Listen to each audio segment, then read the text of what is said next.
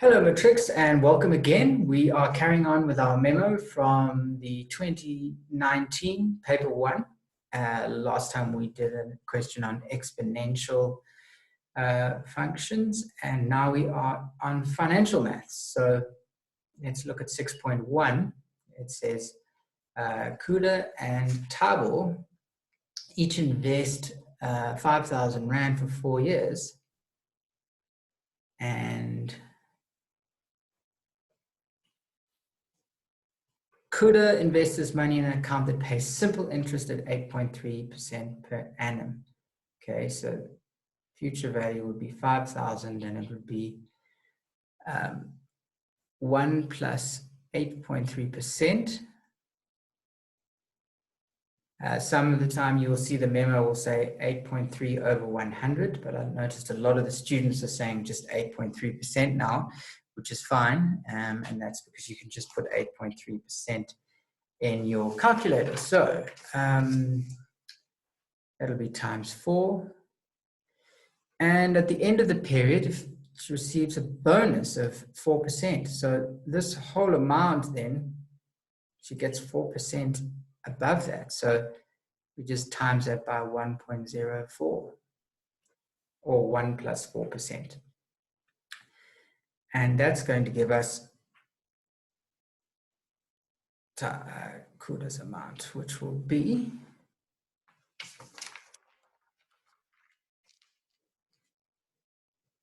6,926.40.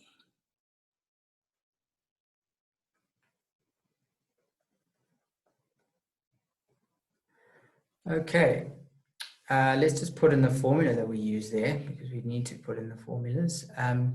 So with the simple interest formula, which is 1 plus IN. Okay, and Tabo he's getting 8.1% per annum, but it's compounded monthly. So his 5,000 is going to be compounded monthly. So it's I to the power of N. Okay, so future value equals 5,000. 1 plus 8.1% over 12, because it's monthly, to the power of 4 times 12, because the times are months. And we put that into our calculator.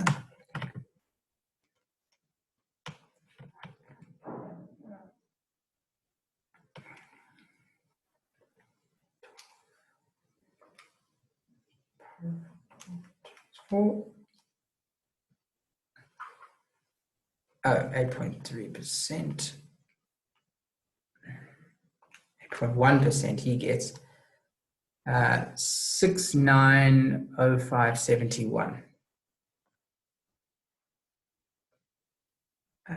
6,971. So we know that Kuda has a better yield.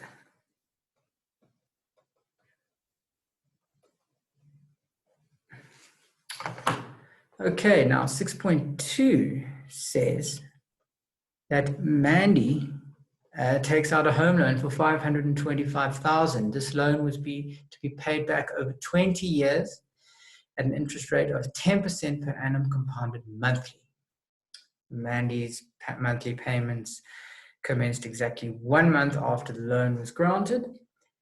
And 6.2.1 says she decided to make payments of 6,000 instead of 5,066.36. How many payments will she make to settle the loan? So we've got the payments formulas on the side here. Now, the way I like to remember it is that when you are paying off a loan, you use P. So think P, paying off a loan. Okay. And F is the future value of your investment. So this is when you have an investment. You're putting money away each month. What is it going to be worth in future? So just remember F, future value of your loan. P, payments. Well, Mandy's making payments, so we're going to use this P formula, which is P equals X 1 minus 1 plus I to the power of minus N all over I. Okay, so the loan amount was 525,000. And that the payments she's making is 6,000 because we want to find out N. That's 1 minus 1 plus. Okay, she gets 10%, which is 0.1, but it's compounded monthly, so it's 0.1 over 12 to the power of minus N. Okay, and that's all in big brackets. So I'm writing a bit skew here. I'll straighten it up now. Okay, and then the I, we says 0.1 over 12. Okay, so what we need to do is we need to simplify this a little bit.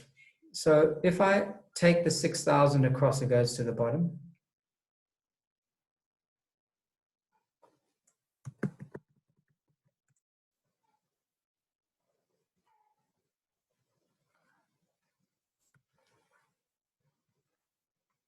And let's look at this amount here, this here. Well, if I times through by that amount on both sides, it goes away on the right-hand side. So if I times by that, because it's at the bottom, it'll go away here. So technically, it'll sort of go away here. So I'm just going to times by 0.1 over 12 on the left-hand side, leaving me with 1 minus 1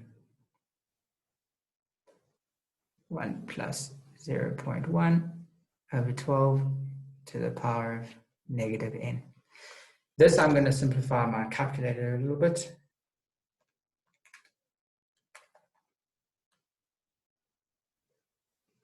Okay, and I get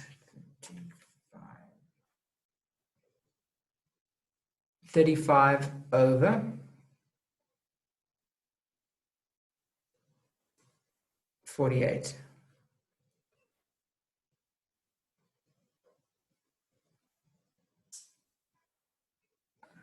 Okay, this N is in the wrong bracket. This needs to go on the outside. Okay, and technically these I'm going to draw them in green so that you know what the ones I'm talking about. These green brackets go away. So technically that 1 goes to the other side. It becomes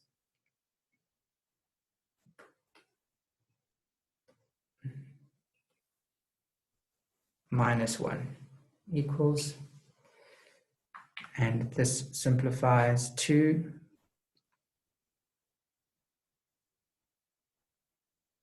negative 1 plus 0.1 over 12 to the negative N.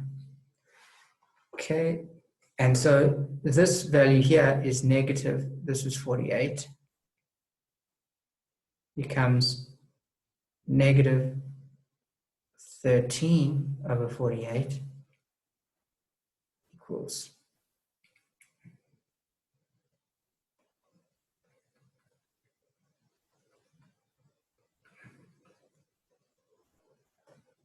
okay, and the negatives go away. So I'm going to just cross those out in red so that you can see the negatives go away. And so we're finally left with, we can use logs. Now, if you're not sure what logs are and how to use them, check out one of my videos. I'll put it in the link below on exactly how to use logs. So we have the log of the base, which is this.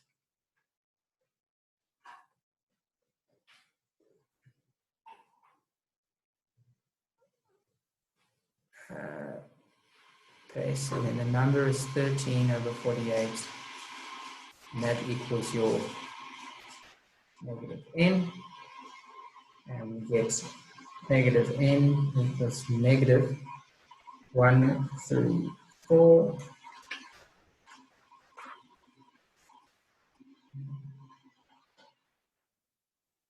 Just double check that.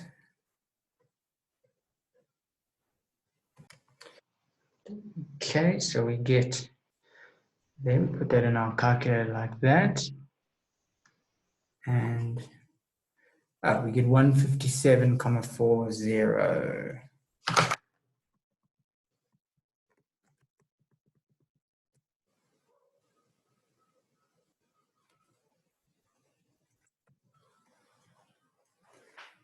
So n is equal to, and we always round up because you have to make that final payment. So with financial maths, even if it's 0.03 or a tiny amount, we have to make that last payment. So we don't round down like we do in other maths. Okay, so that is the number of payments. Now, 6.2.2 says, after making the payments for 9 years, Mandy requires money to fund her daughter's university fees. 6.2.1. So this is 6. We'll do 6.2.2 here.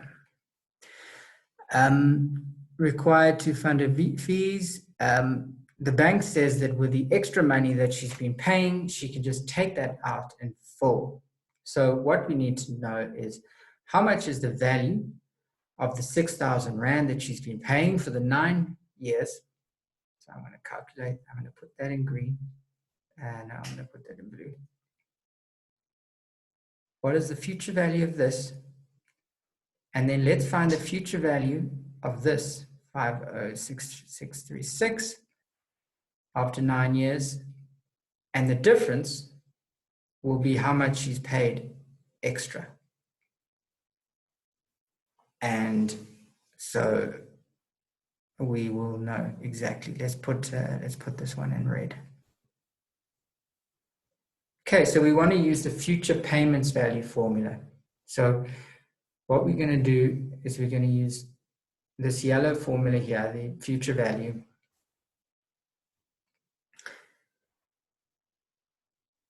So the amount she can withdraw. So let's call this the balance B. So equal to, we're going to say it's the future value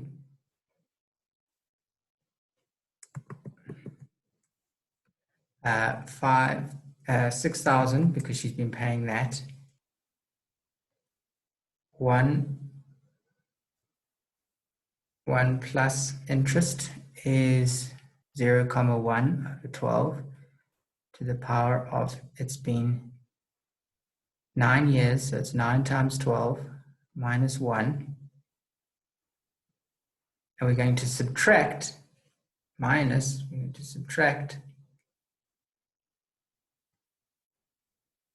the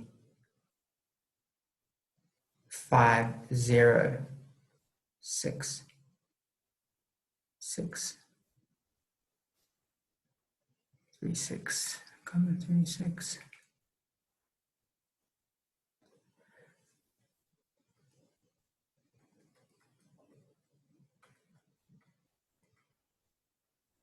Also 9 times 12 minus 1. Okay, now what we could do is, I'm not going to do it because I want to get the values of each and then subtract them. But what you could do is you could actually take these two out as a common factor. And so you'd say 6,000 minus this, and then you would multiply that 6,000 times that multiplied by the value in pink. But I'm not going to do that. But for the mathematicians, the serious maths guys, that's a quicker way of doing it. Okay. What I've got to do is I do need to divide this whole thing by I, right? Because there's that I there. So these both need to be divided by 0.1 over 12, and this also by 0.1 over 12.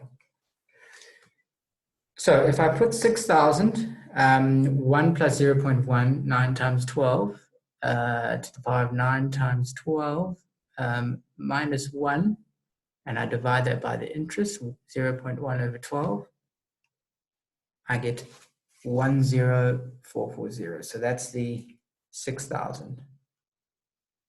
The value of the 6,000. 1044322.276, and I need to subtract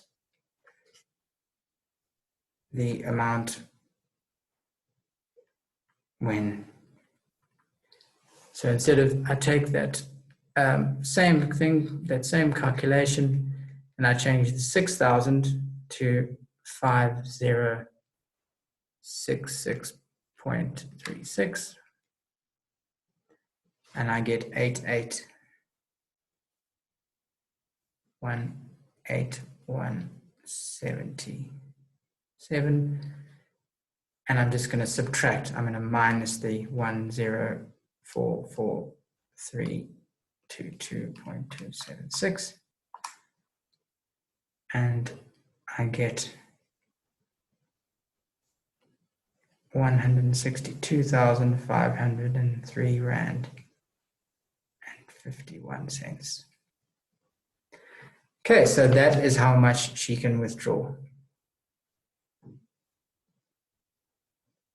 Okay, so I'm just going to tidy this up. That there was 6.2.2. Okay, so that was the financial maths.